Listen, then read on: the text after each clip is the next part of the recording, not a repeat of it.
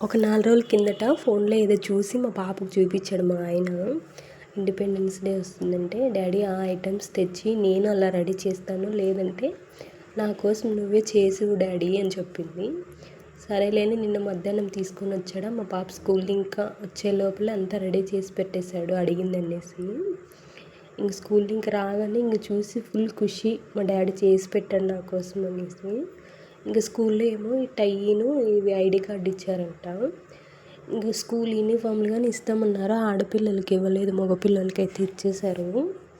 చూపిస్తుంది నా నేము, మా స్కూల్ పేరు అవంతా ఉన్నాయి మమ్మీ అని. శ్రావణ మాసము మేము నాన్ వెజ్ అయితే తింటాము, మా పండగకు ఓన్లీ ఒక నెల మాత్రమే తినము. ఇంకా కోడిగుడ్లు ఉడకబెట్టేసి నైట్ భోజనానికి ముద్దపప్పు చేశాను.